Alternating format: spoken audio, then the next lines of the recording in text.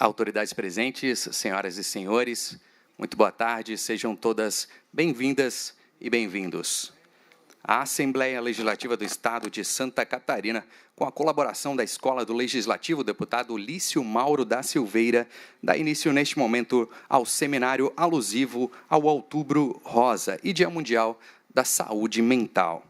Este seminário tem o objetivo de conscientizar a população sobre a importância da prevenção e do diagnóstico precoce do câncer de mama, destacando a relevância do autoexame, dos exames clínicos regulares e do acesso à informação, além de promover a conscientização sobre a importância da saúde mental, desmistificando tabus e estimulando o autocuidado e o diálogo aberto sobre emoções e sofrimento psíquico.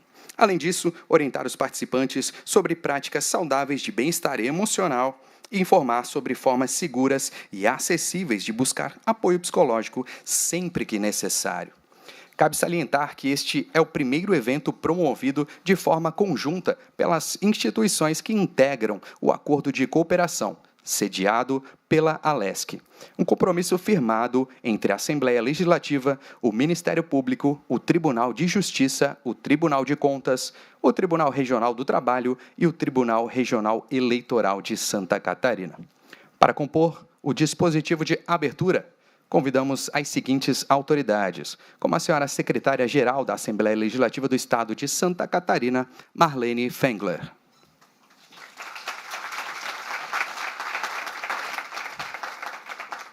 Convidamos também a senhora diretora de Saúde e Qualidade de Vida do Tribunal de Justiça de Santa Catarina, Graciela de Oliveira.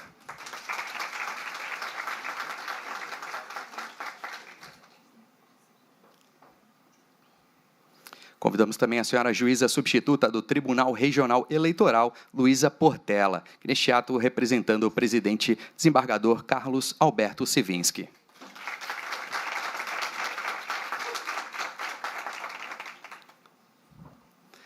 Convidamos também a senhora gerente de Atenção à Saúde do Ministério Público de Santa Catarina, Juliana Martins Barreto Abreu.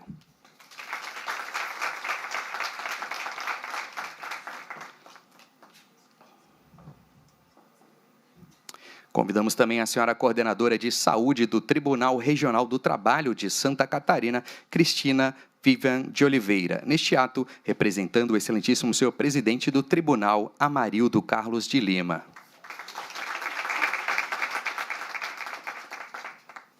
E convidamos a senhora coordenadora de Saúde da Assembleia Legislativa do Estado de Santa Catarina, Sandra Regina Essel.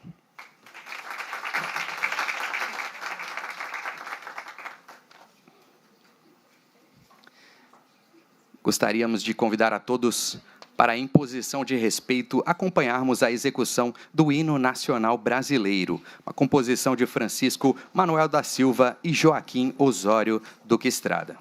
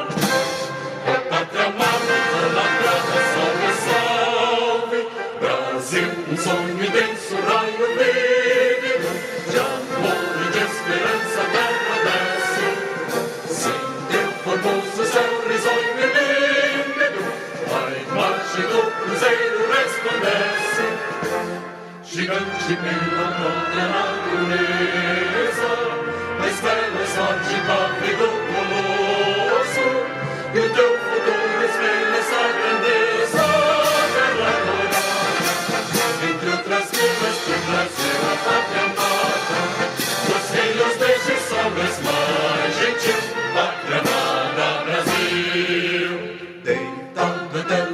banquete imenso esplêndido, ao som do mar e a luz do céu profundo. Fulguras o Brasil, florão da América, iluminado ao sol do novo mundo. Do que a terra mais árida, meus risonhos, lindos campos têm mais flores, nossos bosques têm mais vida, nossa vida no teu seio mais amor.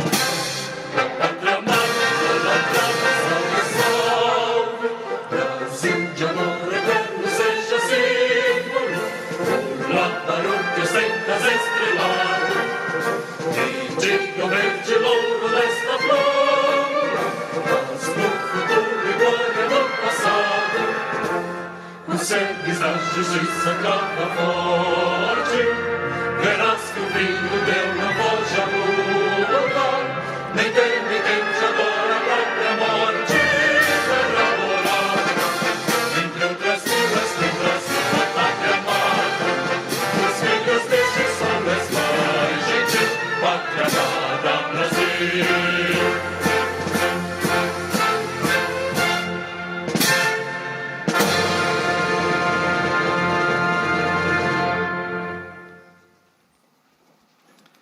Gostaríamos de registrar e agradecer aqui a presença das autoridades que se apresentaram ao nosso cerimonial, como o senhor diretor de Recursos Humanos da Assembleia Legislativa do Estado de Santa Catarina, Oberdan Ferrari. Também o senhor médico da Assembleia Legislativa, doutor Marcelo Coutro. Sejam muito bem-vindos. Neste momento, para o dispositivo de abertura, para o uso da fala, gostaríamos de convidar, inicialmente, a senhora coordenadora de saúde da Assembleia Legislativa do Estado de Santa Catarina, Sandra Regina Essel, para fazer uso da palavra.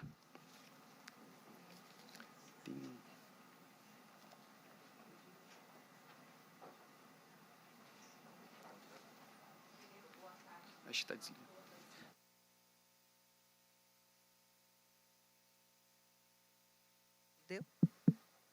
Boa tarde, primeiramente, a todos, todas e a todos. Agradecer a presença de todos que prestigiam esse momento tão bonito, uma data que representa, para nós, mulheres, um marco, né?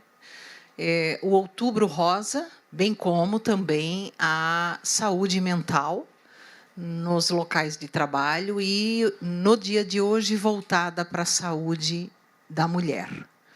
Dizer a vocês que este evento ele é o primeiro evento sediado pela LESC pós-convênio de cooperação entre as instituições aqui já citadas.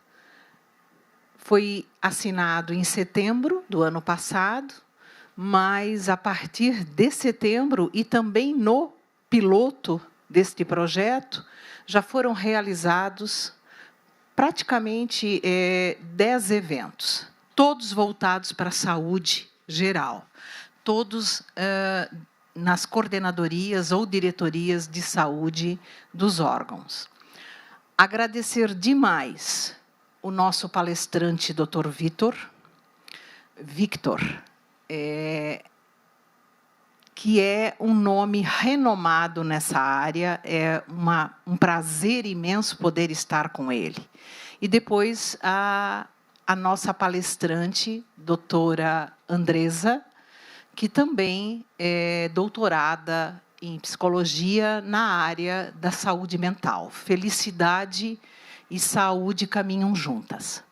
E dizer a vocês, mais uma vez, da gratidão por tê-los aqui. Obrigada. Obrigado, Sandra. Também para fazer uso da palavra, neste momento, convidamos a senhora coordenadora de saúde do Tribunal Regional do Trabalho de Santa Catarina, Cristina Vivian de Oliveira.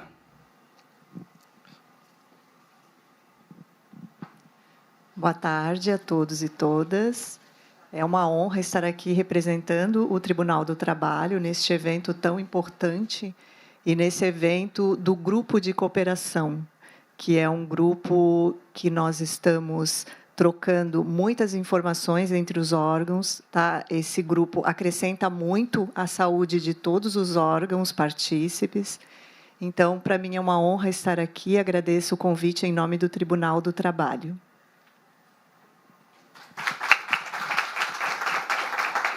Obrigado, coordenadora Vivian. Cristina, pelas palavras. Neste momento, para fazer uso da palavra, convidamos a senhora gerente de Atenção à Saúde do Ministério Público de Santa Catarina, Juliana Martins. Então, boa tarde a todos e a todas. Também obrigada, né, pelo convite, obrigada por fazermos parte desse grupo tão importante, né, que trata da saúde, que é o nosso bem mais precioso, né? E o Outubro Rosa é uma data importante, especialmente para as mulheres, no que se refere a gente unir, né, as nossas vozes em razão da prevenção.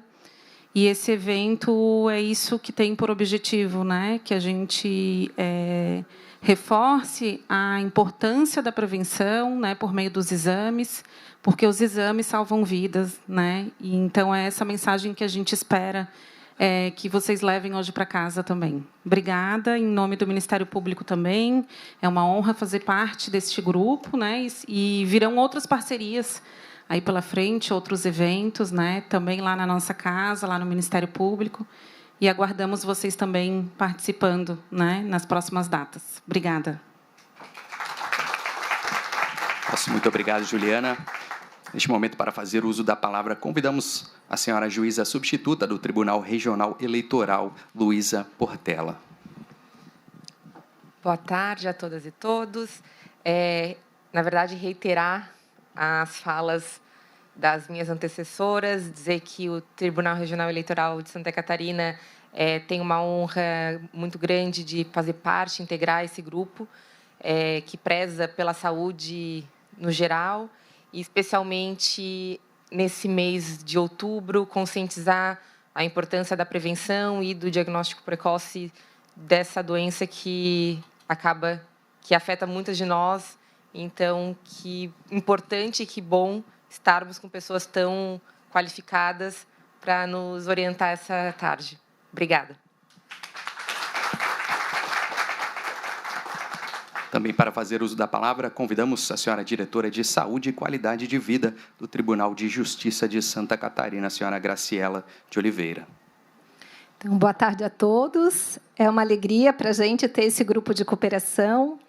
Cada órgão tinha suas atividades e a gente, unido, estamos fazendo um trabalho muito mais qualificado. Essa interação está sendo muito positiva nas nossas campanhas e também em outras ações, né, que a gente está cada vez mais aprendendo um com o outro.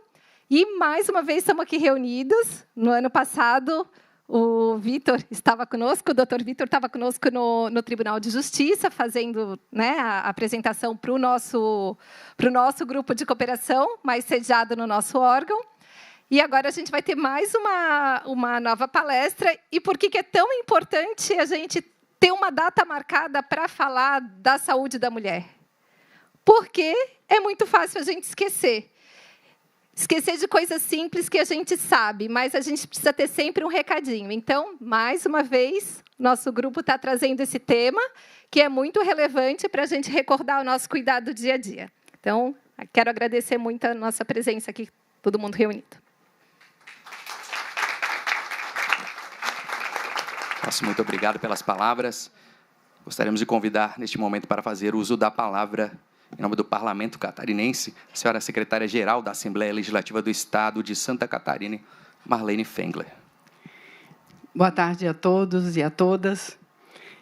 Queria fazer aqui um cumprimento muito especial à Cristina, a todos os membros, as representantes, né, de todos os órgãos que fazem parte desse termo de cooperação, desse grupo de cooperação.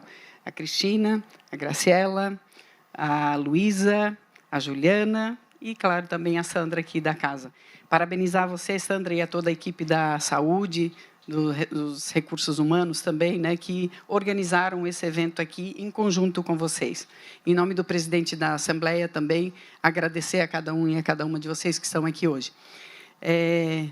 eu estava aqui pensando, né, vocês já falaram tudo, mas uma coisa que eu acho muito importante é quando órgãos importantes como esses, que firmaram um termo de cooperação técnica para tratar de temas relevantes para os servidores, para as casas, mas especialmente para os servidores, quando se reúnem para falar sobre um tema como esse, Outubro Rosa, prevenção, conscientização sobre a importância da prevenção e saúde mental, especialmente nos ambientes de trabalho, é porque entenderam a importância da saúde dos seus servidores, a importância de falar sobre esses assuntos, a importância de falar. Parece que todo mundo fala sobre isso, né? Temos Outubro Rosa, todo mundo fala sobre o tema, mas, na verdade, a gente ainda encontra muitas pessoas, muitas mulheres, que nunca fizeram um autoexame, que nunca buscaram, né, nunca tiveram a oportunidade de fazer uma mamografia, não sabem a importância do autocuidado. Então, o papel das instituições é esse também, é falar sobre isso. A saúde mental nos ambientes de trabalho talvez seja um dos temas que a gente mais tenha que discutir nos nossos ambientes de trabalho. O que é saúde mental? Como é que a gente pode melhorar os nossos ambientes de trabalho? Como é que a gente pode melhorar a nossa convivência e, com isso, obviamente, melhorar a qualidade do nosso trabalho, que é isso que nós estamos fazendo aqui, prestando um serviço para a sociedade. Como é que a gente melhora isso? Melhorando, né, a condição de trabalho dos nossos servidores, a cabeça dos nossos servidores, nossa cabeça, né? Então, acho que são dois temas extremamente relevantes, extremamente importantes, e que nós temos aqui hoje o doutor Vitor, depois a doutora Andressa, a quem eu agradeço imensamente em nome da Assembleia Legislativa por estarem aqui hoje e falarem um pouquinho para a gente sobre isso. Há exatos 18 anos, eu recebi essa notícia, como muitas outras mulheres recebem, ainda recebem, muitas ainda receberão. A notícia de um tumor, no meu caso, não era um câncer de mama, era na mama, mas, ainda assim, né, a palavra ainda assusta.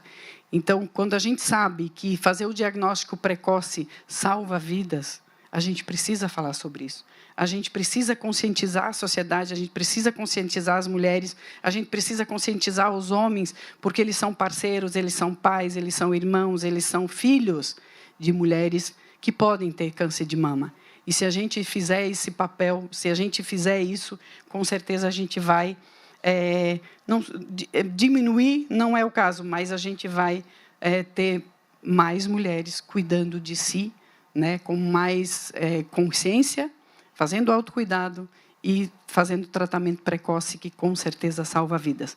Então, muito obrigada mais uma vez a vocês que estão aqui representando, né, as suas instituições, pela relevância que dão ao tema, né, por estarem aqui, por estarem participando desse grupo e mostrando que, sim, as instituições estão preocupadas com seus servidores, não é com seus servidores, com as pessoas que trabalham nos ambientes, né, aos quais nós pertencemos. Nós somos seres humanos com problemas, né, com necessidades, e que, cada vez mais, as instituições, o mercado de trabalho tem que pensar nisso para que a gente consiga ter ambientes mais saudáveis, ambientes de trabalho mais saudáveis e pessoas, né, no nosso caso, mulheres saudáveis, né, e podendo viver suas vidas com plenitude. É isso. Muito obrigada e que seja uma excelente tarde para todos e todas nós. Obrigada. Nosso muito obrigado à nossa sempre deputada Marlene pelas palavras, demais autoridades. Neste momento, para iniciarmos nosso seminário, gostaríamos de convidar as autoridades do dispositivo a tomarem posição no palco, ali na plateia, por gentileza, para iniciarmos.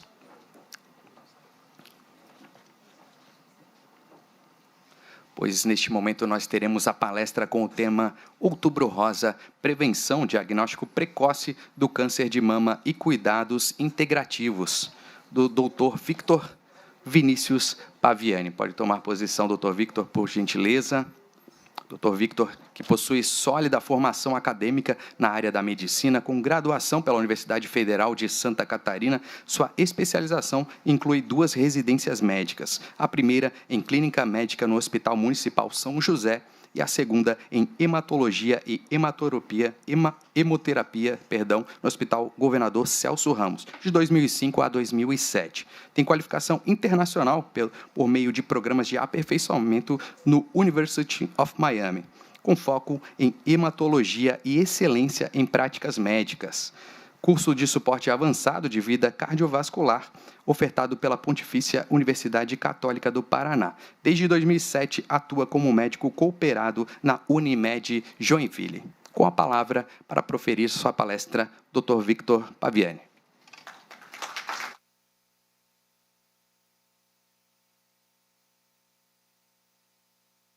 Eu vou preferir o microfone. Melhor.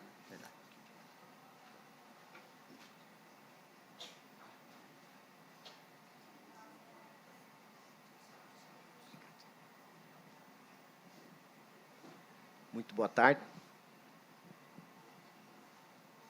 Alô, estão me ouvindo? Então, ótimo, agora sim. Muito boa tarde. Uma honra enorme estar aqui com vocês, conversando hoje. Obrigado pelo tempo de vocês. Vou tentar trazer um pouco esse tema, como vocês já abordaram muito bem, tão importante.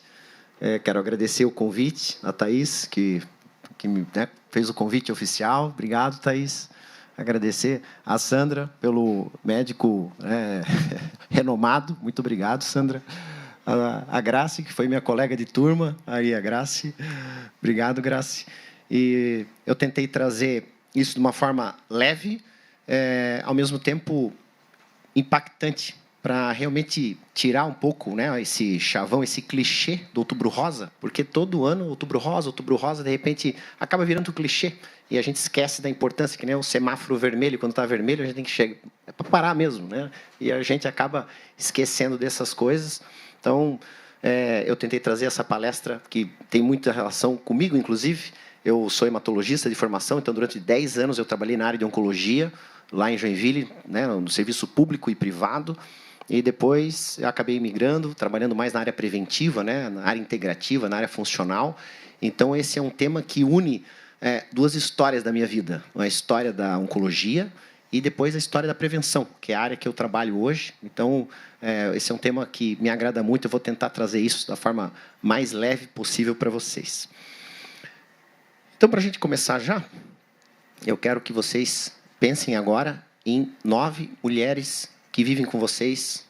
Podem ser amigas, podem ser irmãs, pessoas próximas, sua vizinha, tias, primas, sua mãe. 8 mulheres. 7, na verdade. Você é a 8ª. Uma delas, ou você, terá câncer de mama até o final da vida de vocês. Então, esse é o primeiro ponto importante para a gente trazer essa consciência. É muito frequente. Muito mais que a gente imagina. E as pessoas normalmente conseguem imaginar, às vezes, que isso pode acontecer comigo. E sim, pode acontecer com você. Então, esse é o primeiro ponto da relevância disso. E o câncer de mama tem aumentado nas mulheres mais jovens. Então, não é porque você é jovem que você não poderá ter câncer de mama. Então, ela tem aumentado, sim, em mulheres mais jovens. Então, esse é o primeiro mito. Eu sou muito jovem para ter câncer de mama. Não, o câncer de mama tem aumentado nas mulheres mais jovens, principalmente pelo estilo de vida da mulher moderna, que nós vamos entrar hoje. As mulheres estão cada vez trabalhando mais estressadas, continuam sendo muitas vezes mães, esposas, trabalham, têm metas, e vocês são super exigentes. Eu vejo isso na prática, na minha prática clínica. A mulher exige muito mais dela mesma do que o próprio homem. E isso gera estresse. Nós vamos conversar sobre isso também. Então, sem dúvida, isso tudo tem influenciado para o aumento do câncer de mama nas mulheres mais jovens. Isso aqui é um pouco dos dados epidemiológicos do câncer de mama no Brasil. Então, como vocês podem perceber, sem dúvida, 1/3 de todos os tumores nas mulheres é câncer de mama. Praticamente 30% dos tumores em mulheres é câncer de mama. Então, é extremamente prevalente entre os tumores. O segundo lugar não vem nem com 10%, que é do tubo digestivo, cólon e reto.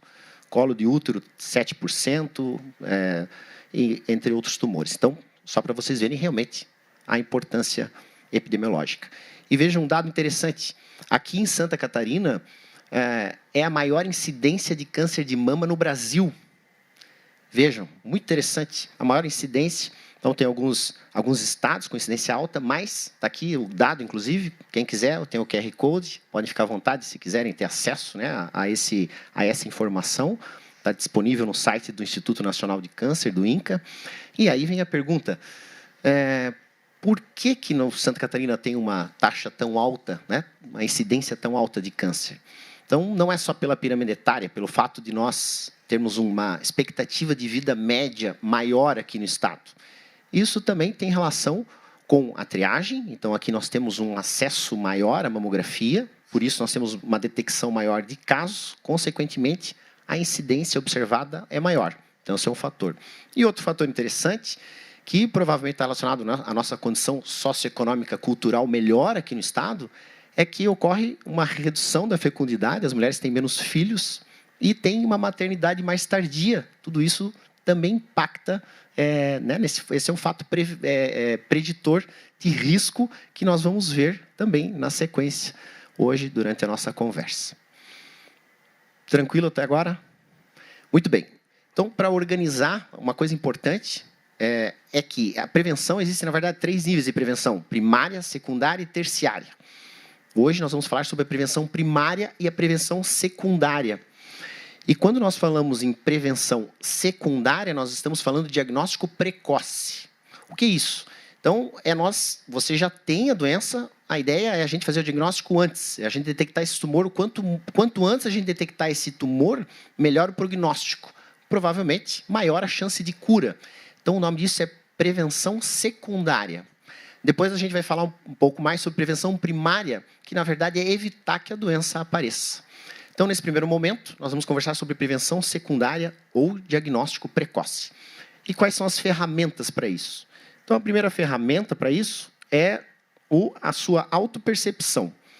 E a autopercepção pode acontecer tanto de forma visual, então, por exemplo, uma secreção no mamilo, pode ser um primeiro sinal do câncer, ou um caroço na axila, né? Nós chamamos isso de linfadenopatia ou linfadenomegalia, o famoso íngua, uma íngua, por exemplo, na região axilar, um inchaço na mama ou em parte da mama, a pele com aspecto enrugado, por exemplo, também pode ser um primeiro sinal do aparecimento da doença, dor na mama, também é um fator importante, na mama ou no mamilo, alguma irritação na pele, então alterações da pele. Então, é uma forma de nós fazermos diagnóstico precoce. Você ter essa percepção, ou sentir alguma coisa, ou ver alguma coisa de alterado no seu exame, durante o banho, enfim, você, com certeza, precisa pensar que isso pode ser uma primeira alteração derivada do tumor.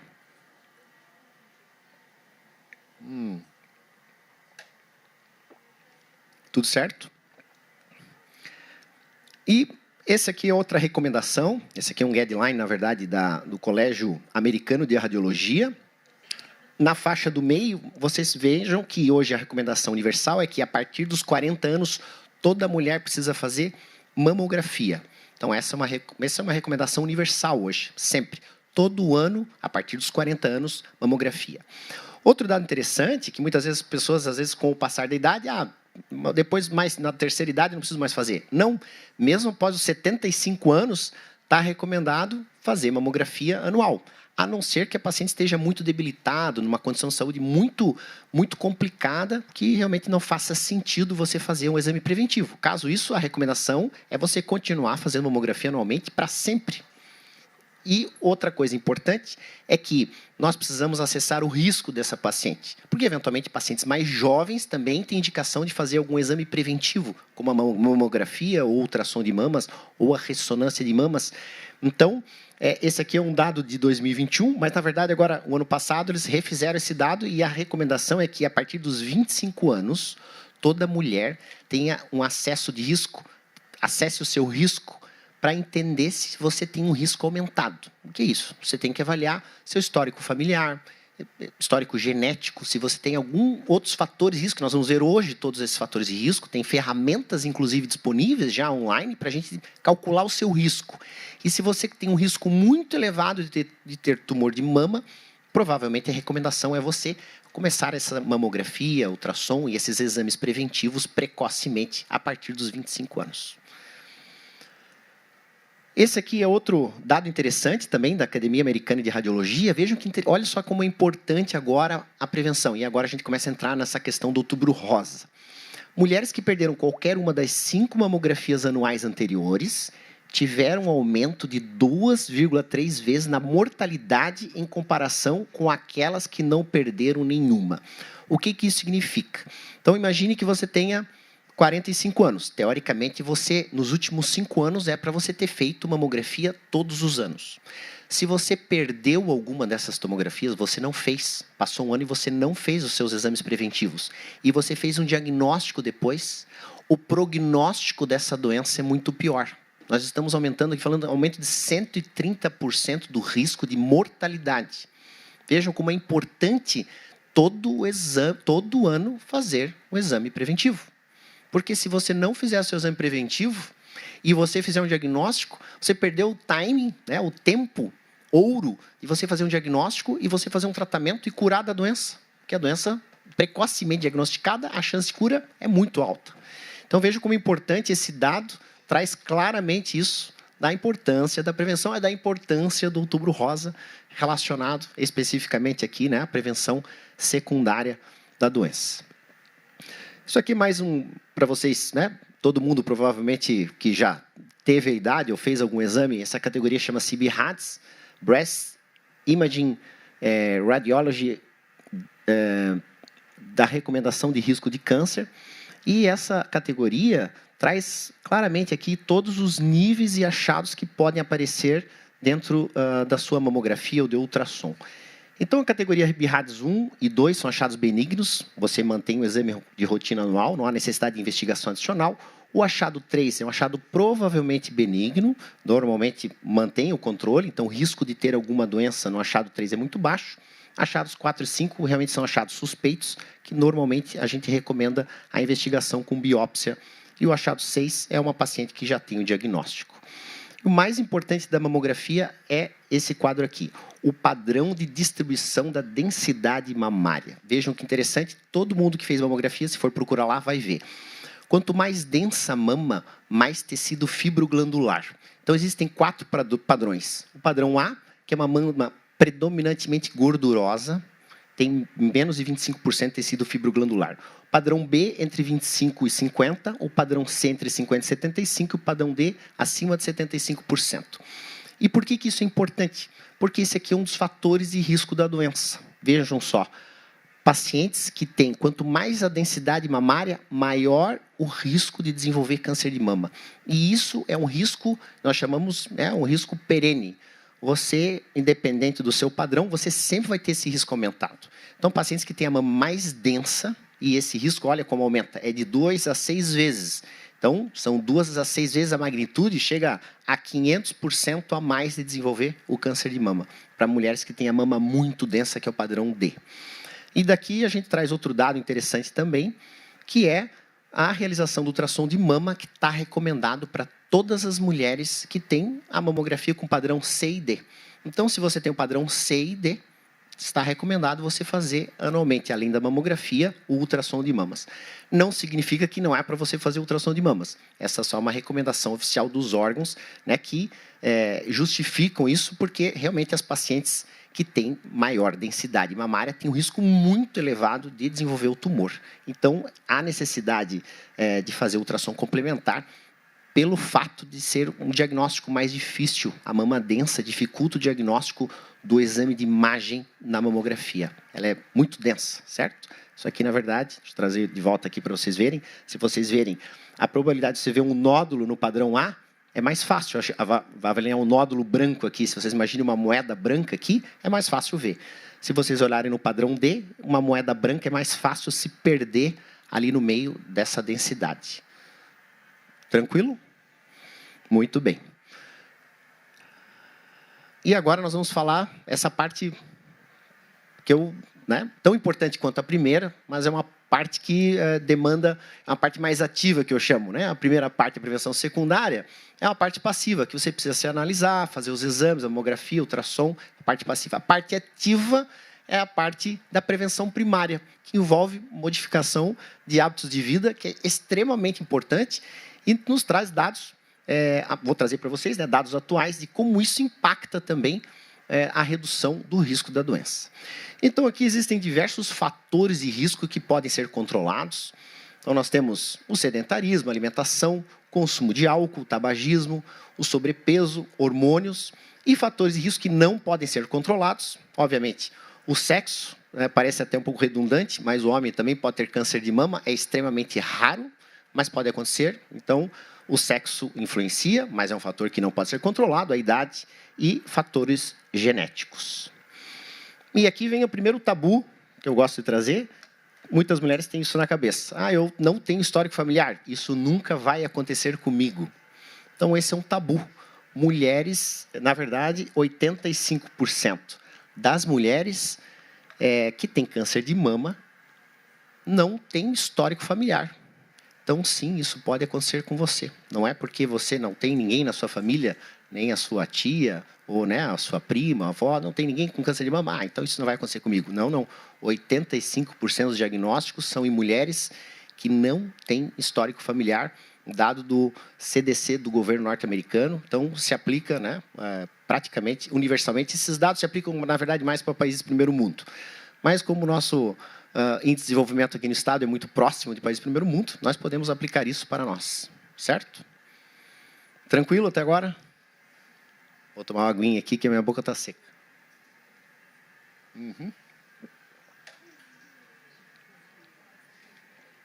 Muito bem. Então, agora nós vamos começar com alguns riscos. Essa é a primeira coisa. Menarca. Nós estamos menstruando... Desculpa. As mulheres estão menstruando cada vez mais cedo.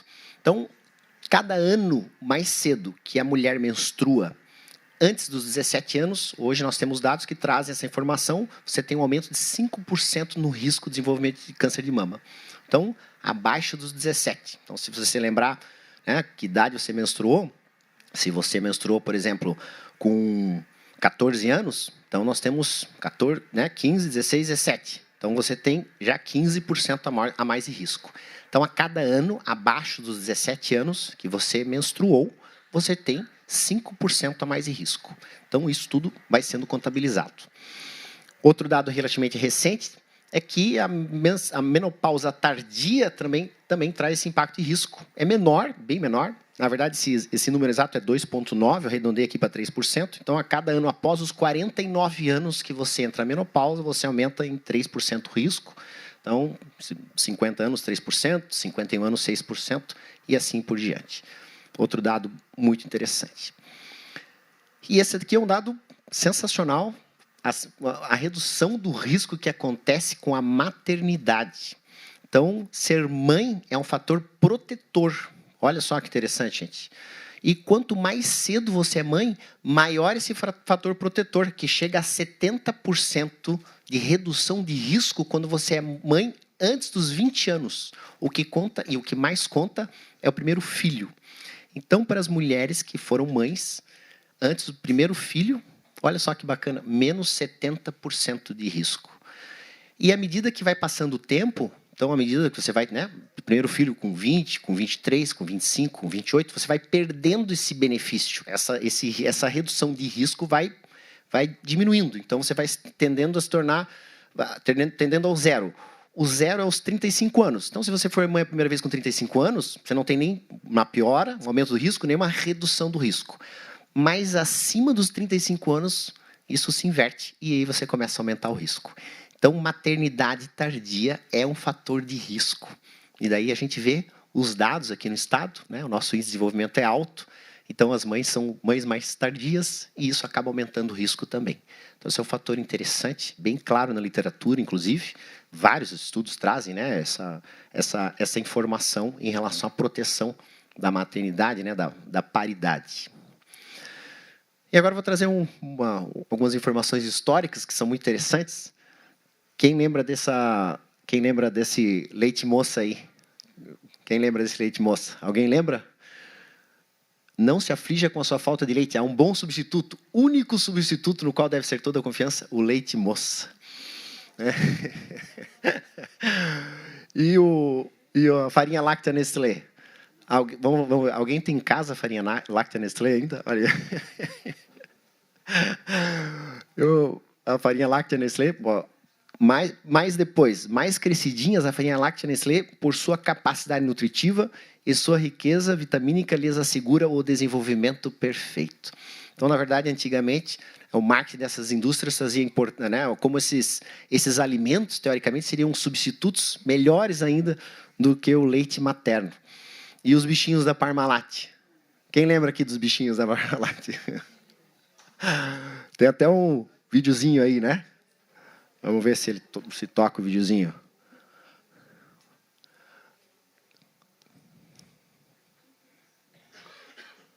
O elefante é fã de Parmalat. O porco cor-de-rosa e o macaco também são. O panda e a vaquinha só querem Parmalat, assim como a foquinha, o ursinho e o leão. O gato mia, o cachorrinho late, o rinoceronte só quer leite Parmalat. Mantenha o seu filhote forte, vamos lá. Trate seus bichinhos com amor e Parmalat. Tomou? Então, essa propaganda aí é da década de 90, se eu não me engano, 96. Então, realmente, a indústria tentando vender desesperadamente leite. Em 2002, nós tivemos essa reunião, né, essa meta-análise de diversos estudos epidemiológicos publicada no Lancet, é uma das revistas mais famosas do mundo, que trouxe claramente que o aleitamento materno traz uma redução independente de risco. Veja, o aleitamento materno é diferente de ter filhos. Então, se você tem um filho, você reduz o risco. Aí depois o aleitamento, 1 ano de aleitamento materno, 12 meses que você deu de mamar, reduz em 4% o risco. 2 anos, reduz em 8% o risco. Então, veja, o aleitamento materno, né, é um fator protetor para o câncer de mama. Além de você fazer bem para o bebê, você está reduzindo o seu risco de câncer de mama. Olha só que maravilhoso isso.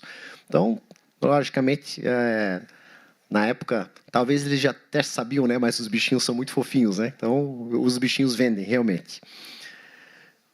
Esse aqui é outra informação muito pertinente, que é o risco relacionado ao peso. Então, nós sabemos hoje que o aumento do peso está relacionado a 13 tipos diferentes de tumores. Um deles é o câncer de mama. Então, o aumento do peso nas mulheres está diretamente relacionado ao risco. Quanto maior esse aumento de peso, maior o risco. E outro dado interessante é que esse aumento pode chegar até em 80% na pós-menopausa. Então, após a menopausa, é um período onde esse aumento de risco é ainda maior. E por que isso é importante? Porque, inevitavelmente, todas as mulheres vão chegar na menopausa. Para quem não está ainda, quem já está na menopausa aqui, levanta a mão. A maioria não está na menopausa ainda. Mas, para quem não está na menopausa, ela vai chegar. E nós sabemos hoje que 75% das mulheres aumentam de peso no período climatério, no período de menopausa. A cada 3 a 4 mulheres vai aumentar de peso. Então, por que isso é importante? Porque tu não precisa esperar chegar na menopausa. Se você esperar chegar na menopausa, você vai chegar num período meio que caótico, para a maioria das mulheres é caótico. Você tende a aumentar de peso e aí você literalmente tem que remar contra a correnteza. Porque é extremamente complexo isso. Você perder peso e mais a menopausa e os hormônios. Então, realmente, a importância disso, não só para as mulheres na menopausa, mas para as mulheres jovens também. Nós temos um tempo para trabalhar aí essa modificação de hábitos. Então, esse é um risco extremamente importante. Parece que é uma coisa antiga, mas para câncer de mama, esse aqui é um dado novo. Essa relação causal do tabagismo com câncer de mama é novo. Então, só para vocês saberem, né, existem coisas que são relacionadas e existe relação causal. Causalidade é uma coisa que nem sempre é tão simples a gente explicar dentro da medicina. Eu gosto de usar o exemplo. Existe uma relação do aumento do consumo de café com o câncer de pulmão, por exemplo. Quem sabia disso? Alguém sabia disso? Vocês tomam muito café? bastante. Fiquem tranquilas. Isso é uma relação. Porque, na verdade, a causa é que quem fuma toma mais café. Então, a causa do aumento do câncer de pulmão é, na verdade, pelo tabagismo. Mas existe uma relação, uma correlação do aumento do café com o câncer de pulmão. Não pelo café, por causa do tabagismo. Então, veja, interessante. Então, essa confusão é muito comum nos estudos e a gente enxerga isso também, por isso que ter essa relação causal muito clara, às vezes é complexo. Mas está provado, estudo 2023 agora, esse primeiro aqui que vocês podem ver, tudo eu estou trazendo o QR Code, né? Quem quiser ter acesso aos estudos pode ficar à vontade, traz que aumenta em 12% o risco.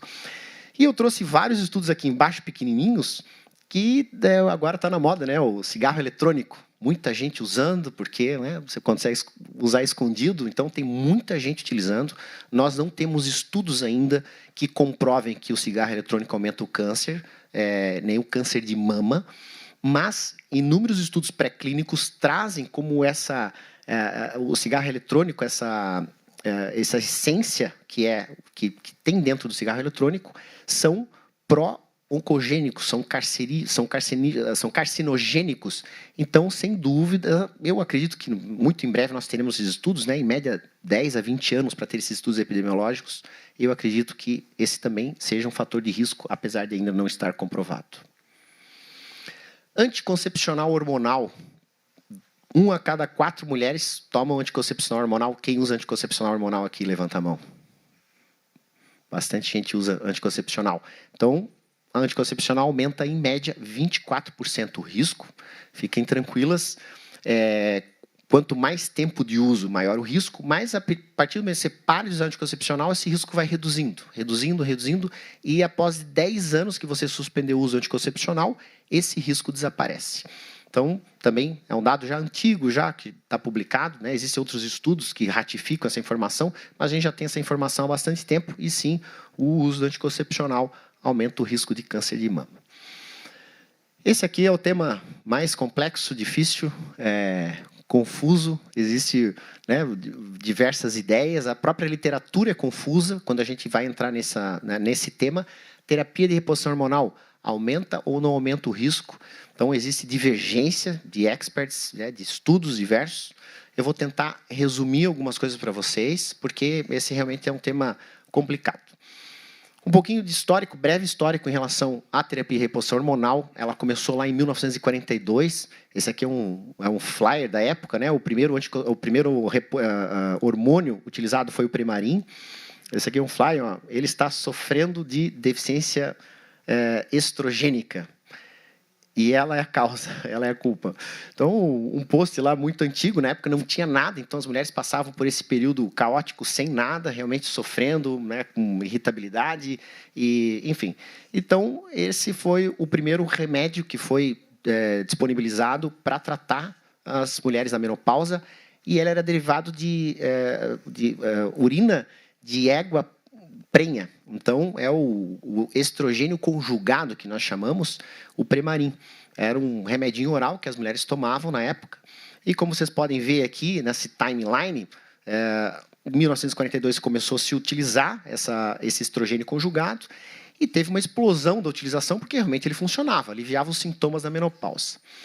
Lá por volta de 1975, ali o bolinha número 2, vocês veem que teve um estudo que mostrou que aumentava o risco de câncer de endométrio usar apenas o hormônio conjugado.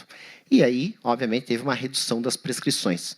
Isso aqui é um período temporal, não expliquei para vocês a tabelinha, né? Essa aqui é uma tabela com o número de prescrições de reposição hormonal ao longo da história do mundo. Então, lá em 2075, o câncer de endométrio foi diagnosticado, reduziu a prescrição. Em 1980, eles viram que associar um progestágeno reduzia o risco de câncer de endométrio. E aí as mulheres podiam fazer a reposição hormonal e, novamente, nós tivemos um aumento do número de prescrições. Então, teve um aumento progressivo, foi aumentando. De 80 foi aumentando. Lá por volta dos anos 2000, aconteceu uma coisa muito interessante. Alguns estudos foram publicados e, dentre eles, eu vou direto para o item 6, em 2002, o WHI, que é um estudo da Iniciativa da Saúde da Mulher, Women's Health Initiative, Trial Published, Iniciativa da Saúde da Mulher, é um estudo gigante, com mais de 160 mil mulheres participaram desse estudo.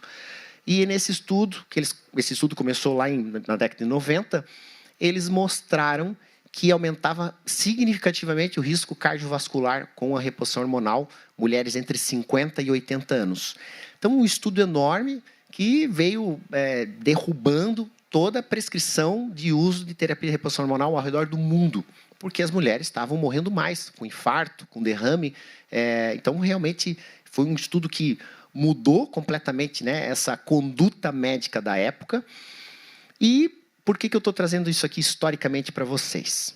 Esse aqui é um artigo publicado agora em 2023, aqui é o QR Code do artigo, e eu achei esse artigo sensacional. Por incrível que pareça, não é um artigo da ginecologia, não é um artigo da endócrino, é um artigo que foi publicado no Circulation, uma das revistas da Academia Americana do Coração.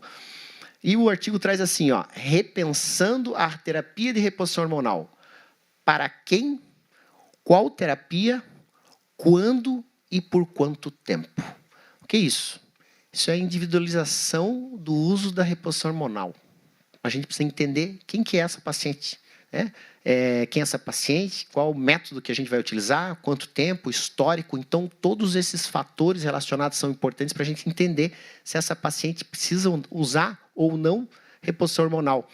Esse aqui, eu copiei um flyer desse mesmo artigo, trazendo pacientes de baixo risco para a utilização da reposição hormonal, pacientes de risco intermediário e pacientes de alto risco. Então, eu não vou me alongar muito, né, nesses diversos itens, mas uma coisa que a gente ficou sabendo é que pacientes que já estão menopausadas há mais de 10 anos, normalmente é contraindicado o risco, porque o risco de ter algum evento cardiovascular é muito alto. Então, mulheres que já estão na menopausa há mais de 10 anos e não usam hormônios ou não usaram hormônios, normalmente a gente contraindica a utilização da reposição. Não quer dizer que... então, ou seja, a reposição precoce, quando indicada, ela é muito melhor. A gente sabe disso. Essa é uma informação muito clara. Então, para as mulheres que têm indicação, é melhor começar logo. Não espere passar o tempo, porque quanto mais tempo passa e você não está usando hormônios, é pior. Então, esse timing, a gente chama de timing, o tempo de início precoce, é muito claro hoje, né, pela evidência científica. E daí existem vários outros fatores que vão influenciar ou não, principalmente fatores de risco cardiovascular, talvez seja um dos principais fatores. Então, vejam, no alto risco, eu vou direto para o alto risco, pacientes com histórico de doença arterial coronariana, doença arterial periférica, histórico de trombose venosa, ou tromboembolismo pulmonar, isquemia cerebral, infarto ou câncer de mama, por exemplo, são pacientes de alto risco para a utilização de reposição hormonal. Então, não quer dizer que a gente não possa fazer uso nessas pacientes, mas são pacientes que a gente precisa realmente avaliar com calma a indicação do risco. E agora, esse aqui, aquele mesmo WHI, aquele estudo que foi publicado em 2002, eles fizeram uma revisão desse estudo. Esse aqui é um estudo retrospectivo, que foi publicado agora em 2020, se eu não me engano. E eles reavaliaram essas mulheres daquele estudo do WHI, que eu falei para vocês aí em 2002. Vejam, durante 22 anos, eles acompanharam essas mulheres, que começaram nesse estudo lá na década de 90. E a linha verdinha, mais baixo, mostra o risco cumulativo de desenvolvimento de câncer de mama nas mulheres. E a linha verdinha mais baixo são as mulheres que usaram CEE-alone ali, que, na verdade, são os estrogênios conjugados isolados. Então, as mulheres que fizeram uso apenas do estrogênio, por esse estudo, mostrou-se uma redução de risco. E está aqui, estrogênio isolado, a incidência reduz em 22%, e teve, inclusive, uma redução da mortalidade do câncer de mama. Por outro lado, as mulheres que usaram estrogênio mais progestogênio, que é a linha laranja de cima contínua, teve um aumento de incidência em 28%. Então, com o tempo, começou a aparecer informações que nós não tínhamos na época, com o mesmo estudo. Veja interessante como o tempo de estudo e acompanhamento vai trazendo informações preciosas. Então, por esse estudo, a gente já repensa que nem sempre utilizar hormônios é ruim. E vai dar câncer de mama na mulher. Não. Nós precisamos reavaliar isso. E esse é outro estudo muito interessante que eu trouxe para vocês. O estudo foi publicado agora em 2024. E esse estudo foi feito, um estudo retrospectivo, que levantaram dados com mulheres acima de 65 anos e uso de reposição hormonal foi feito com 10 milhões de mulheres. Olha só que legal. Eles levantaram todos os dados do uso de reposição hormonal em mulheres do Medicare, que é como se fosse o SUS dos Estados Unidos. Eles têm lá, hoje, né, 10 milhões de mulheres em reposição hormonal acima de 65 anos e fizeram esse levantamento. Tá? A gente tem essas mulheres na mão, o que está acontecendo com elas? Elas estão tendo câncer, não estão? O que está acontecendo com essas mulheres em reposição? E vejam que interessante, isso aqui é o resultado de todas essas mulheres acima de 65 anos. As mulheres que estavam usando apenas estradiol tiveram uma redução do câncer de mama e, inclusive, redução da mortalidade global. A gente não pode levar isso a ferro e fogo, é um estudo retrospectivo que pode ter viés, mas é um estudo muito interessante que foi feito com um N enorme de mulheres, né? Um estudo com mais de 10 milhões de mulheres, então é um dado bem interessante. Quem usava estradiol e progestágeno teve um aumento pequeno da incidência de câncer de mama, mas, novamente aqui, o que eu quero trazer para vocês precisa ser analisado caso a caso, nós precisamos levantar, né, seus dados, entender o seu risco, e agora eu vou fazer uma brincadeira. Esse aqui é uma calculadora de risco do IBS, que é uma calculadora de risco de Londres, na verdade, foi desenvolvida pela Universidade de Londres. Quem quiser pode ler o QR Code, você pode calcular o seu risco. Se você quiser calcular agora o seu risco de desenvolver câncer de mama, a gente pode fazer agora junto. Eu vou usar uma cobaia aqui, pode ser? Pode ser. Eu vou usar... Tu pode... Todo mundo... Vocês leram o QR Code aqui? Conseguiram acessar? Está funcionando?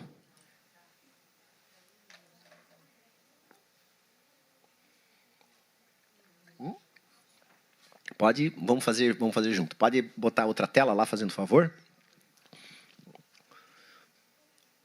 Tem que voltar, isso. Só dá bota a tela no início, faz favor, clica no Equinopid ali, só para zerar a informação que está aí, que acho que ela está... A gente tinha feito teste aí, muito bem. Vocês querem do inglês ou português a tradução? Então, em português lá, faz favor.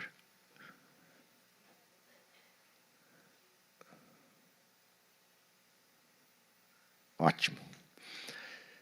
Então, essa aqui é uma calculadora de risco. Tem outras calculadoras, tá, gente? Eu trouxe essa IBS, que é uma calculadora mais fácil de utilizar. Pode descer. Então, eu vou utilizar aqui unidades métricas. No Brasil, a gente usa unidades métricas. Então, vou subir aqui para... Então, pode clicar aqui, unidades métricas.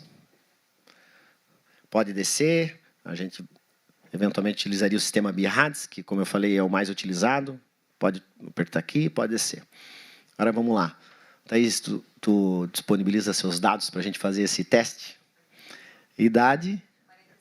47. Peso? 57. Pronto, tá mais... Tá aumentando o teu peso, Thaís. Tá aumentando o teu peso, Thaís. Altura? 1,61.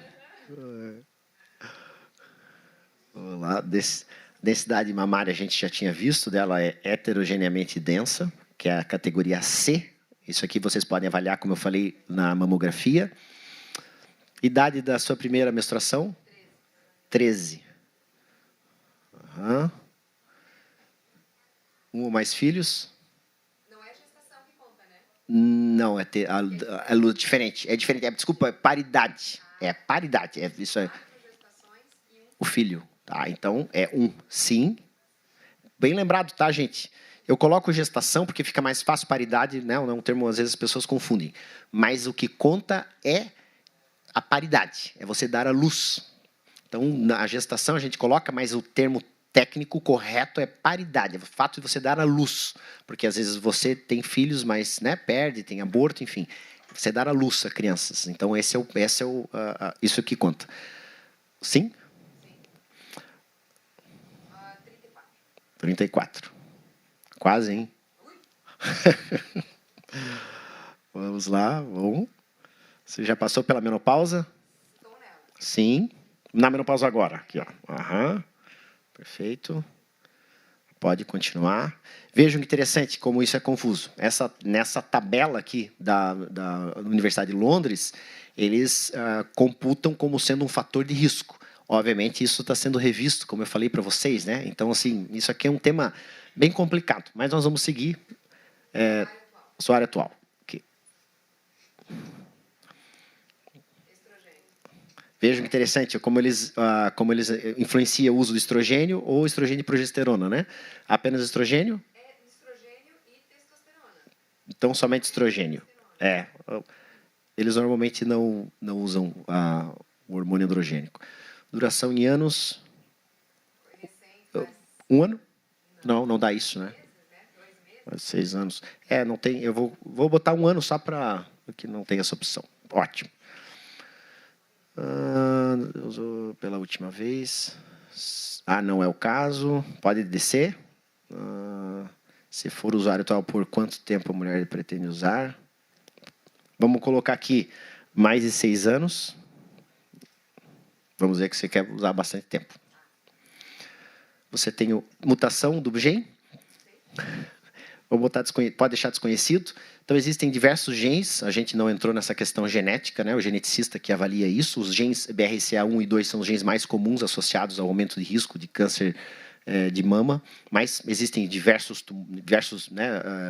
polimorfismos, né, ou mutações que aumentam o risco. Você já teve câncer de ovário? Não. Biópsia de mama? Já. Resultado, alguma hiperplasia? Lembra? Acho que é hiperplasia... Eu vou botar hiperplasia... Eu acho que pode botar essa aqui. Pode ser. História da família. Herança Askenazi. Vejam que interessante. Eles têm até um dado, uma genogeografia. Não. Pode ser adicionar membro da família. Alguém com histórico de tumor de mama? Não. Então, pode continuar. Calcular risco. Perto do azulzinho. Isso. Pode subir agora. Pode subir. Sobe. Pode ser usuário não autorizado detectado. Olha que engraçado. A gente...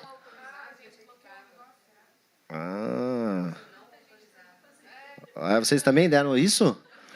Nossa, a gente acabou de fazer agora há pouco, deu certo, né? Deu certo, viram que a gente está tentando burlar o sistema aqui. Depois a gente faz de novo, então. Deu certo? Graças a Deus.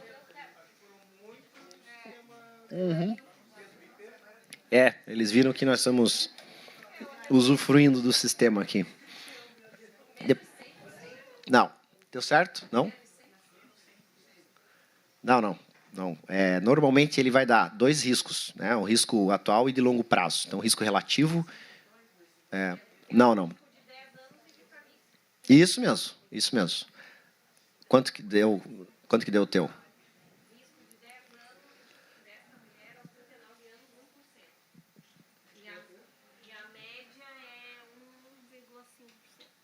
Ótimo.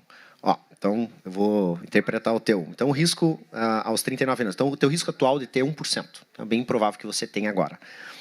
Risco vitalício é 7,7%. Então, você tem, pelos teus dados atuais, um risco menor do que a média da população. Tá? Então, 7,7% o risco vitalício. Lembrando que ele pode mudar, conforme a tua mudança de estilo de vida. Mais alguém quer que eu interprete? O teu risco está aqui. O risco atual, o risco de 10 anos, 2%, e o risco de vida, 6,4%. Até o teu está tranquilo. Tá? 6,4% é abaixo da média também. A média ele está considerando para você, pelos teus dados, 8,8%. Mais alguém?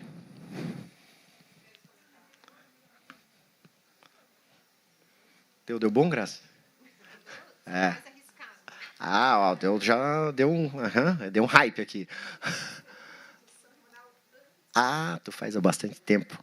A Graça deu risco em 10 anos, 5%. E risco de vida, né? Risco o resto da vida, 13,9%, 14%. Comparando com a média, então veja que interessante, a média, no caso dela, é 10%. O dela deu 14%. Então o teu deu acima da média, realmente, Graça. Interessante. Hormonal. Mais alguém? Muito bem. Então, é lógico que essa calculadora...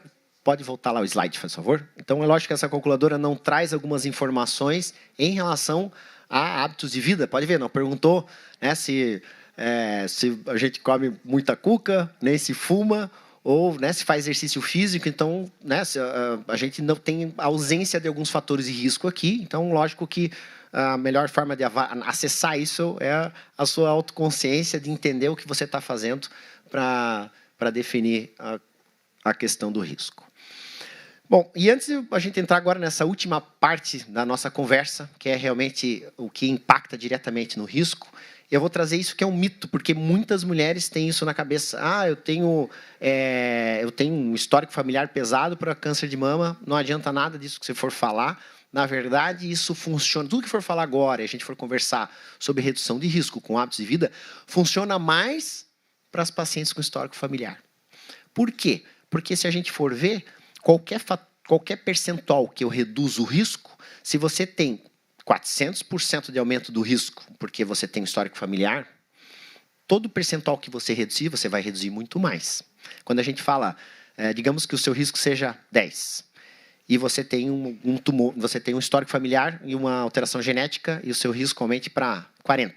Quando a gente fala em redução de 20% ou 25% disso, é muito mais você reduzir 20% ou 25% de 40 do que de 10. Então, a redução do risco para as mulheres com histórico familiar, ela é muito maior. Primeiro dado, consagrado, todo mundo já sabe, mas não custa lembrar, é o movimento. Eu gosto da palavra movimento, né? O exercício físico, eu escuto os pacientes falarem o tempo inteiro, eu tenho pavor de exercício físico, então eu chamo movimento, o movimento é mais leve. Então, você não precisa ir lá, eu odeio academia. Não precisa ir na academia, você não precisa fazer nada exuberante ou complexo. A gente vê, às vezes, aqui na rede social, né, todo mundo fazendo malabarismo, triatlon, Ironman. Não precisa nada disso. É movimento, você pode caminhar. Você tem essa beira-mar maravilhosa aqui. Né? Então, assim, vocês podem caminhar. Caminhar é um baita movimento, funciona.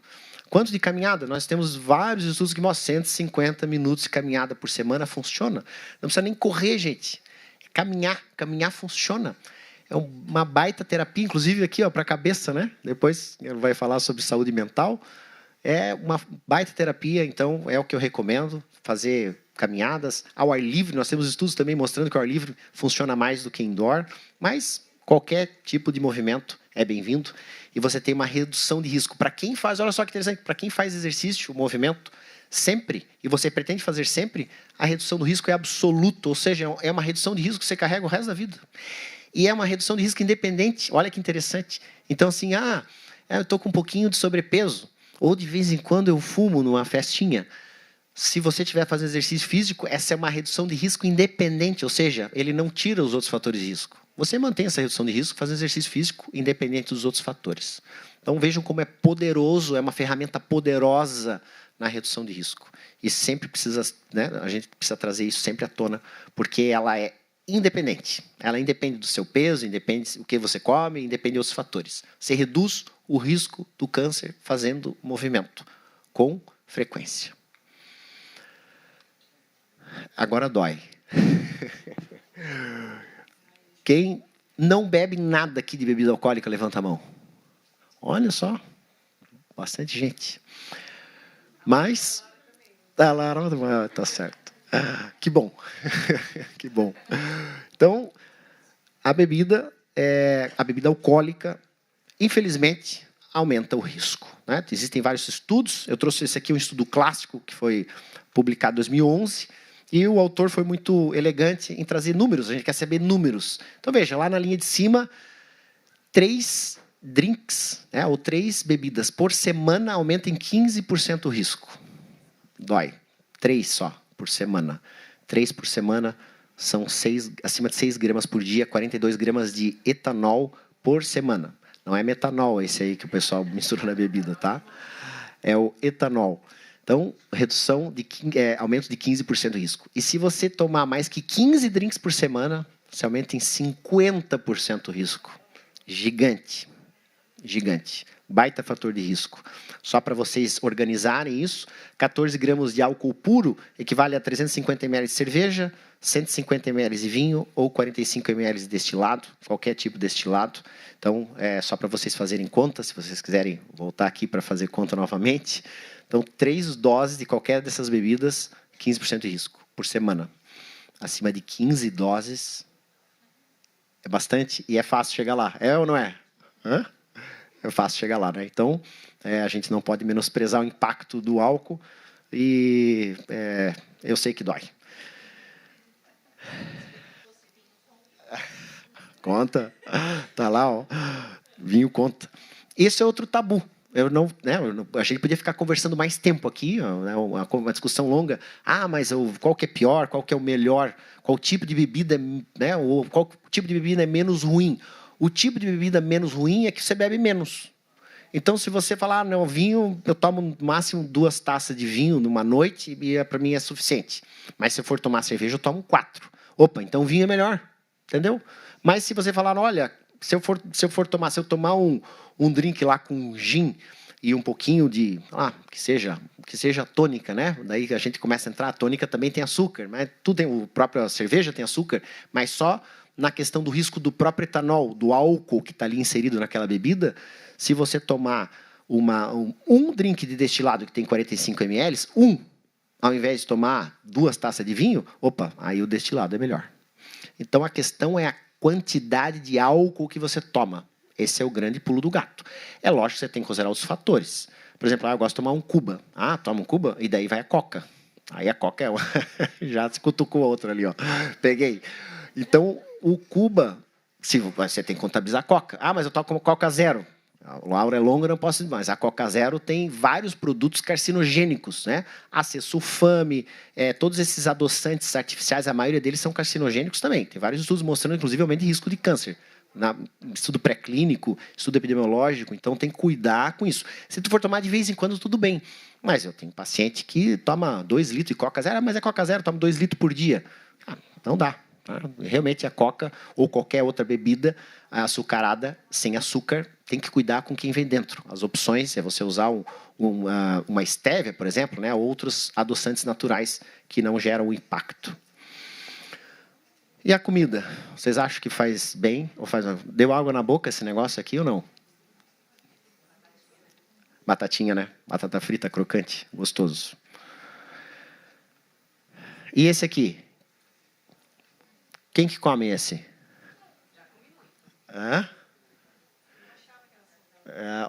Achava que era saudável? E, pasme, tem muita gente que acha saudável.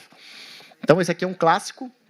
E esse é o problema, gente. Porque, na verdade, todo mundo já sabe que faz bem e o que faz mal. Todo mundo sabe que isso aqui, açúcar faz mal. Você vai tomar um sorvete, você já sabe que faz mal.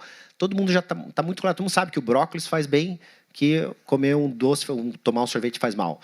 Você já sabe o que faz bem e o que faz mal.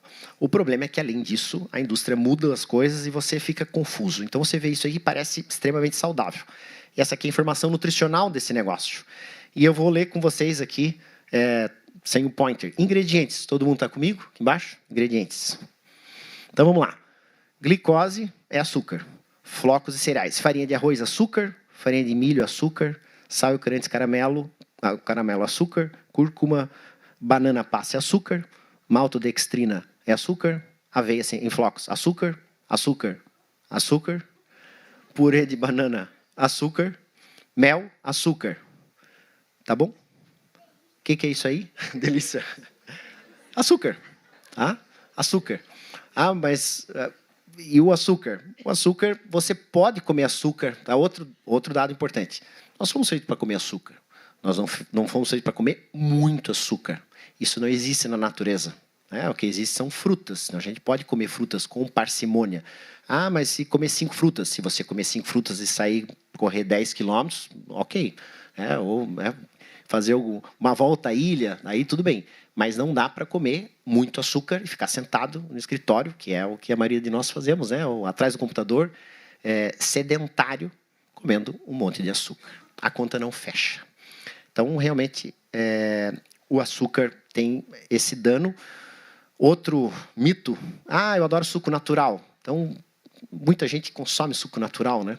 e é rico em vitaminas e vai me proteger do câncer. Eu trouxe esse estudo aqui, estudo publicado, estudo francês, que foi publicado na revista The Guardian. Olha que interessante. O suco de fruta pode aumentar o risco de câncer.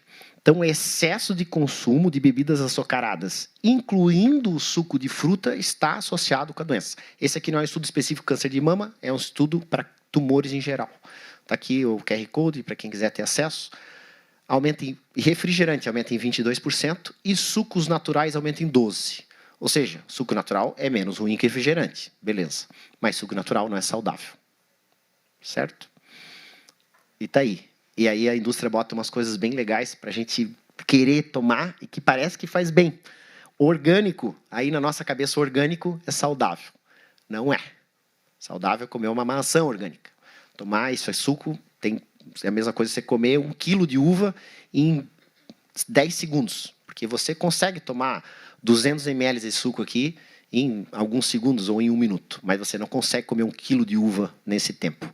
Então, a velocidade que esse açúcar entra na sua corrente sanguínea e gera pico glicêmico e aumenta o risco de várias doenças, incluindo o câncer, é enorme. Tá? Então, eu não vou entrar nessa parte metabólica, mas só para trazer para vocês algumas coisas claras. Esse é outro tema complexo. Agora, né, dieta, a questão dietética vive uma briga na internet, né? Eu sei que tem gente que, não, dieta carnívora. Agora, dieta carnívora está na moda, um monte de gente praticando dieta carnívora. Tá, e a carne? Eu posso comer carne? Então, vamos lá. Eu trouxe esse estudo aqui, uma revisão de literatura. Eu vejo que, assim, gente, eu gosto desse estudo porque ele trouxe essas informações com parcimônia. A gente pode comer carne, sim. Carne é saudável. O problema é comer muita carne. Se tu me falar que você vai na churrascaria todo dia comer um monte de carne, não é saudável. Excesso de gordura saturada tem inúmeros estudos que mostram que aumenta o risco de doença cardiovascular. Inúmeros. Não faz sentido. Então, a gente precisa consumir com parcimônia. O que não, a gente não tem tolerância nenhuma, isso aqui é exatamente igual ao álcool. Na verdade, não existe dose segura de embutidos. Não existe dose segura de embutidos. Então, vocês precisam primeiro separar na cabeça. Quando a gente fala de carne, do lado direito, lá, aquilo é uma coisa. Do lado esquerdo aqui, isso é outra coisa. Então, carne, proteína pura, é um tipo de alimento, sim, macronutriente saudável que a gente pode comer. Né? Com todo respeito, eu tenho pacientes veganos, vegetarianos. Existem opções da gente tirar isso da natureza, sim. Mas a carne é um alimento nutritivo e rico. Isso não tem como negar. Então, essa aqui é a recomendação do estudo. Quanto? Mais ou menos 350, 500 gramas por semana de proteína. Isso tudo precisa ser revisto, gente. Estou trazendo alguns dados para você, mas é muito complexo, porque tem pacientes que têm redução da massa muscular. E daí, eventualmente, precisam consumir mais proteína.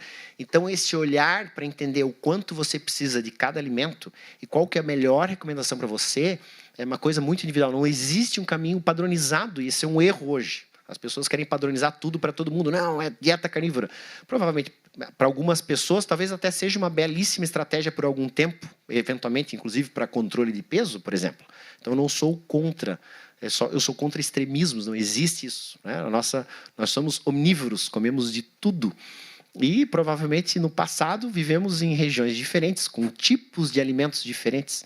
E chamamos de genogeografia, existe ainda. Nós não sabemos só exatamente qual que é o melhor caminho para cada um, e a gente precisa entender isso. Por isso que eu sou fã desse entendimento individual, mas essa aqui é a recomendação sobre alimentação.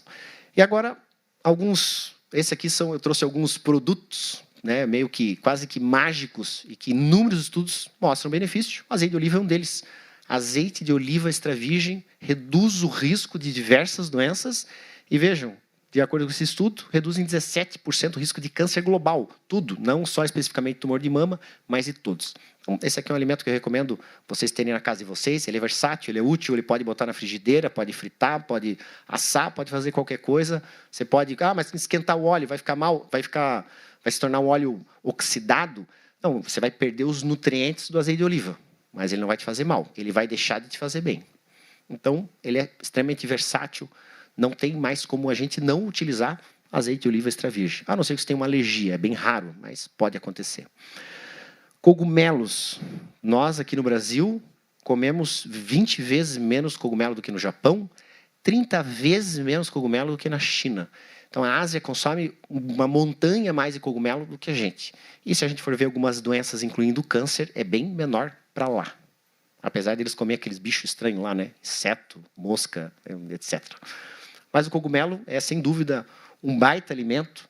Tem várias propriedades, anti-câncer, anti-inflamatório, antioxidante, antialérgico. Né? É uma medicação, é um remédio. Isso aqui é um remédio. E nós temos o hábito de comer muito pouco cogumelo aqui. É muito difícil, né, a gente inserir isso na nossa alimentação. Mas nós sabemos das propriedades desses cogumelos comestíveis. E para quem já teve a doença, ou tem a doença, temos estudos em relação a isso? Temos. Esse aqui é um estudo lindo, foi publicado agora em 2023 também. Aderência da prevenção do câncer, a recomendação de estilo de vida antes, durante e 2 anos após o tratamento para pacientes com alto risco de câncer de mama ou com risco de mama, né, de elevado risco. Vejam que interessante. Esse estudo trouxe esse dado que essas pacientes que aderiram a esse estilo de vida saudável, então, melhoraram a sua alimentação, fizeram movimento, né, tiraram o cigarro e outros fatores de risco, reduziram o consumo de álcool, etc. e tal, os pacientes, mesmo pacientes doentes com tumor de mama, reduziram em 37% o risco de recidiva e reduziram em 58% o risco de mortalidade da doença. Então, esse estilo de vida impacta também as pacientes com diagnóstico. Então, não só a prevenção primária, mas aqui nós já estamos falando, na verdade, de prevenção terciária. Tá? E esse é o resumo do estudo. O que mais impacta está aqui. Mais fibras, mais polifenóis, mais movimento, menos peso, menos álcool e menos gorduras saturadas. O resumo e a recomendação desse estudo. E quando a gente fala em polifenol, está aqui para vocês. Onde é que tem polifenol? Então, esses aqui são diversos alimentos com polifenóis. Olha que gostoso, tem até chocolate aqui para quem gosta. Lembrando que o chocolate em si é que nem o açaí também tem bastante polifenol. O problema, eles são ótimos, né? São alimentos nutritivos e saudáveis. O problema é que junto vem um monte de açúcar. Então, aquele açaí gostoso, nossa, que delícia. Não é um açaí, né? O açaí tem gosto de barro, é horrível. Alguém já comeu açaí 100%? Horrível, né? É gosto de terra, exatamente. Então, o açaí gostoso, o gostoso é o açúcar. Tá? Da mesma forma, o chocolate. O chocolate, nossa, que sabor maravilhoso, provavelmente açúcar. Então, os chocolates saudáveis realmente são chocolates, no mínimo, 70% para cima. Quanto mais chocolate, menos açúcar, mais saudável. Tá? E aqui tem várias coisas.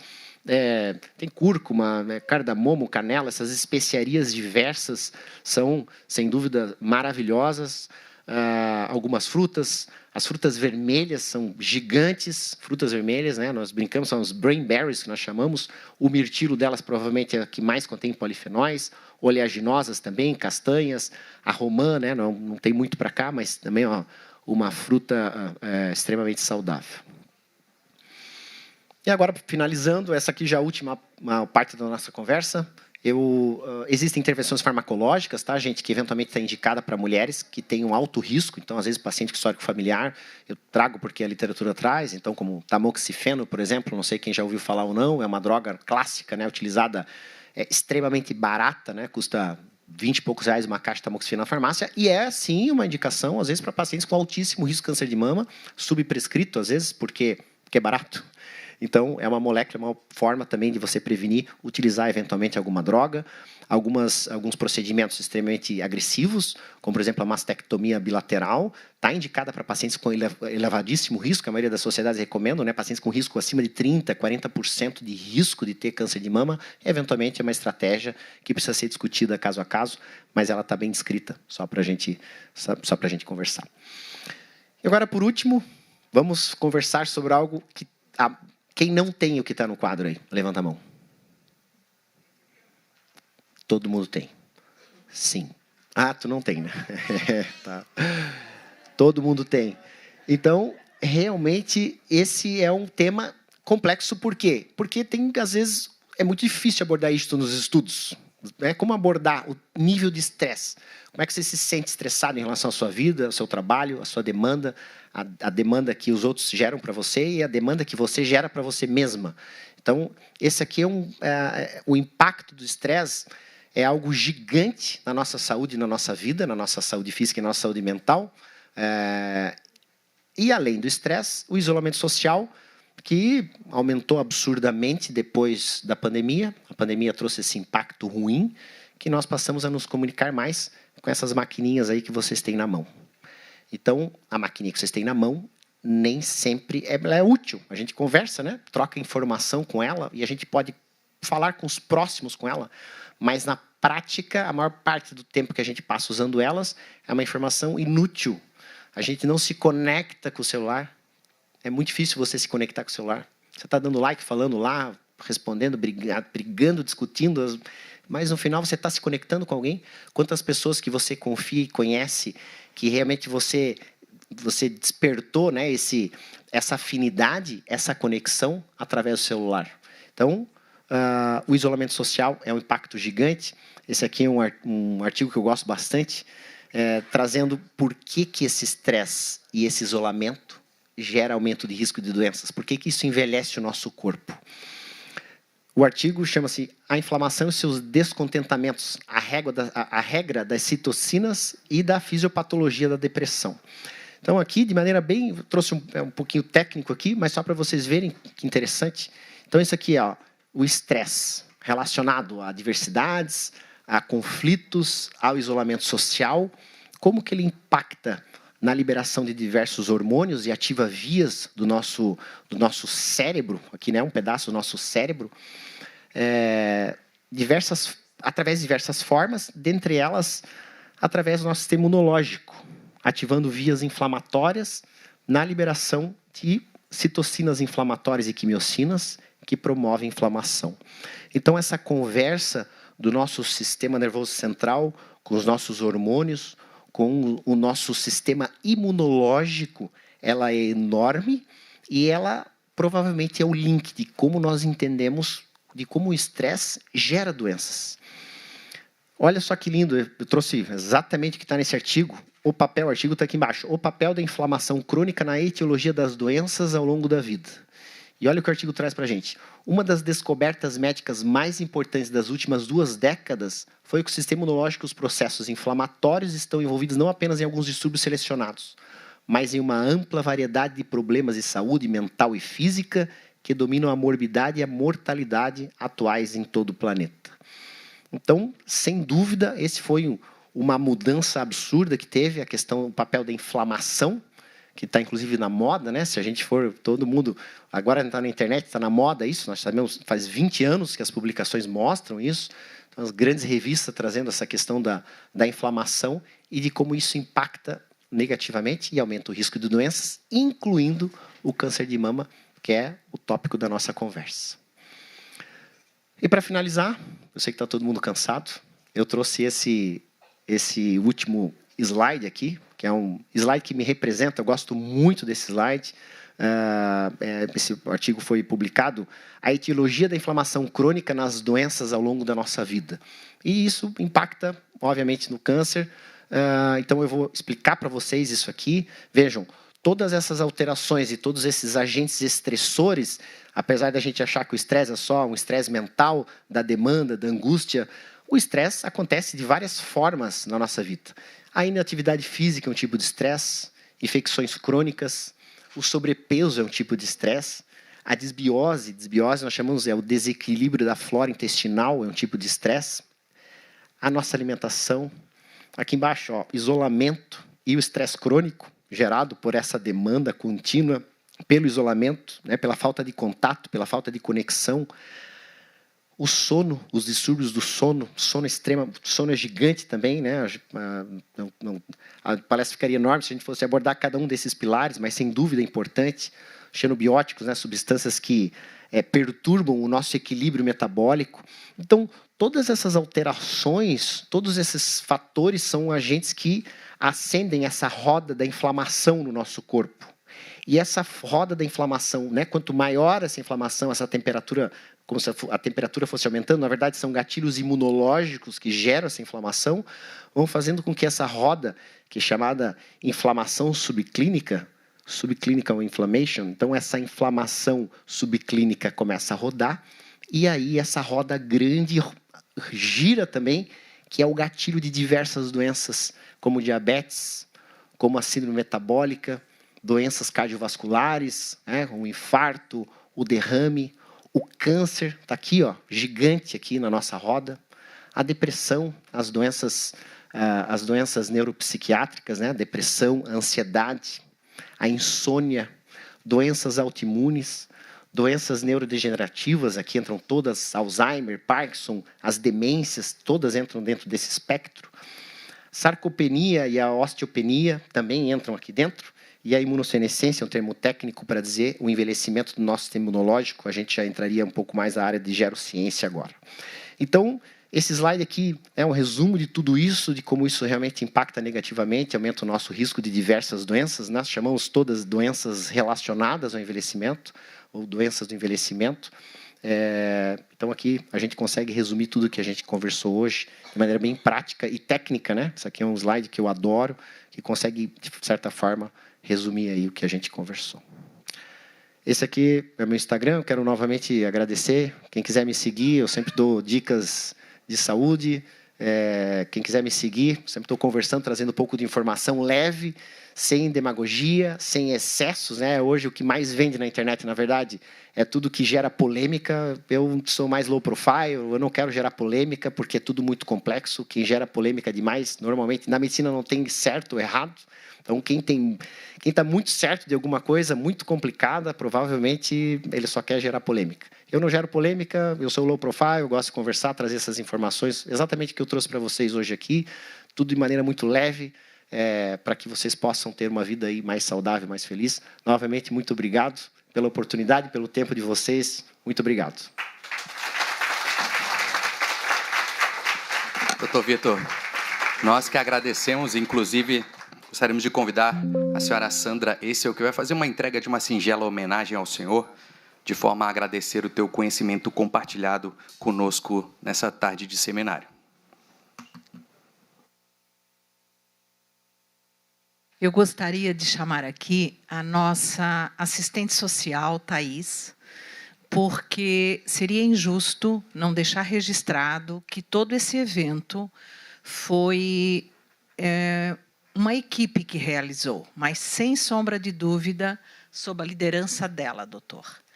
Ela foi uma pessoa de extrema importância para que hoje estivéssemos aqui e estamos ainda participando desse evento. Thaís.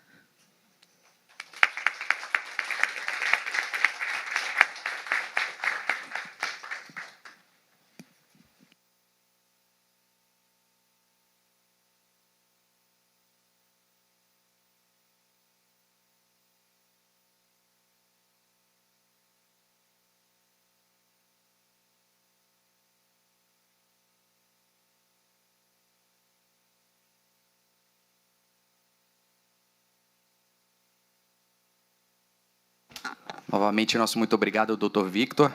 Sua palestra. Quiserem fazer alguma pergunta, vai com vontade. Inclusive, se quiserem fazer algumas perguntas, o doutor falou, está disposto, tá?